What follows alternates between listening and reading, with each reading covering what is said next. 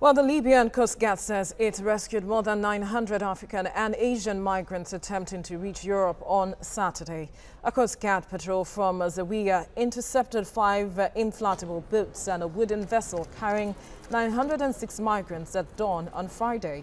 25 children and 98 women, including 7 who were pregnant, were among those rescued. People traffickers have exploited the chaos in Libya since a 2011 uprising toppled and killed Muammar Gaddafi to boost their lucrative but deadly trade.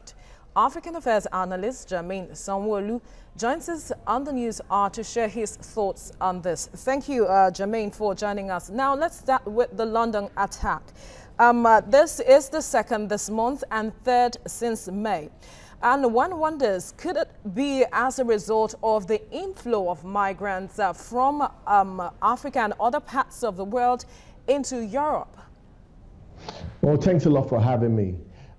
Yes, there is a connection in the larger sense of it when you come to when you look at Europe between migrants and also the terrorists and Islamic terrorists actually invading Europe. Now, on the one hand, we have people from Syria and from Libya crossing over the border and trying to do this thing. But on the other hand, we also have the homegrown Islamist jihadists who are actually perpetrating some of these acts that we see that is turning, that is filling the hearts of people with terror in the United Kingdom, because these attacks, as you mentioned, they've been over like 3, and this is like the 4th one in just 3 months, and it's getting really out of hand. So one, we have people from abroad coming in, but we also have people who have been indoctrinated, who have been brainwashed over the internet by these hate preachers, and who are now carrying these acts of violence and terrorism.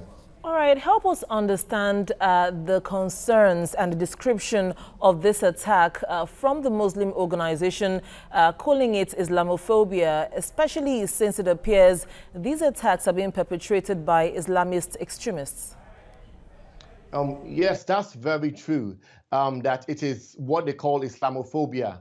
On the one hand, again, is that in the past few weeks and months, it has been this Islamist terrorists who have been carrying out this attack on the British people. And unfortunately, many of the mosques have just been silent about it, you understand? Some have actually come out and said, we have nothing to do, they don't represent us. And some also have been silent about it. People have been crying out for the Muslim community in the UK to take a very firm stand to try and stamp out all these terrorist elements in their mosque. And some of them, I must say, are doing that. But we can also see in a situation whereby some Britons are actually very angry. They're angry of what's going on in the country politically, and they're getting frustrated about the government's inability to take care of them. And they say, okay, they're going to take the laws into their own hand. That is one aspect also. But you must also think about it this way, that it was a white man that actually drove a van into these people. And they said someone was taking some first aid treatment,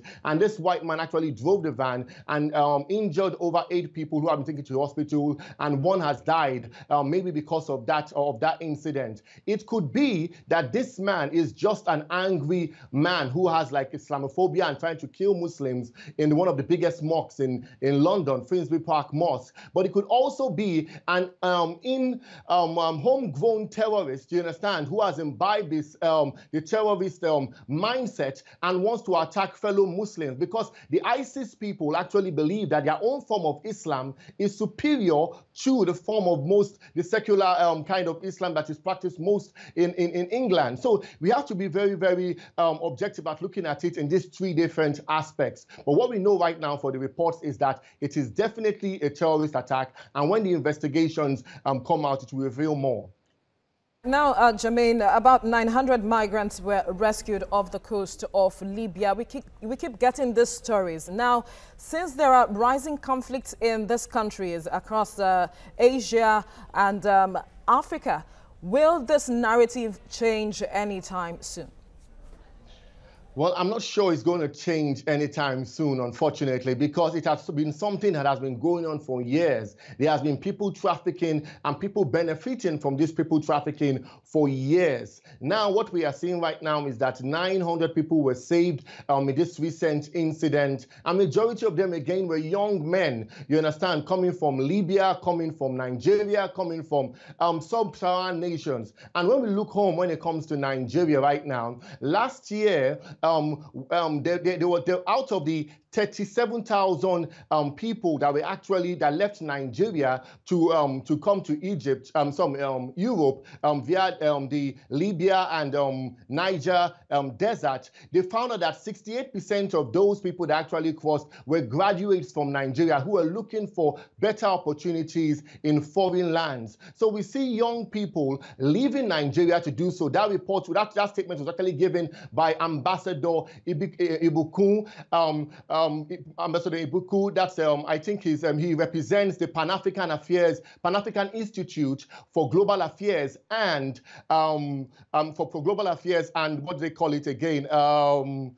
I think Pan-African Affairs and Global Affairs, he represents that organization. And what he did right now, and Pan-African Affairs and Strategies. So what he did was that he said that this is a pressing problem. So he went to speak to them in the NYC camp in Abuja and said that young people should not leave just like that. But this 900 people who have left, it is a pressing problem. Last year, over 180,000 people left, and 37,000 of those were actually from Nigeria. All right. We see 1 in 4 people are Nigerians emigrating to Italy. Jermaine, thank you very much. We'll have to leave it here for now because of time. Thank you very much for sharing your thoughts with us.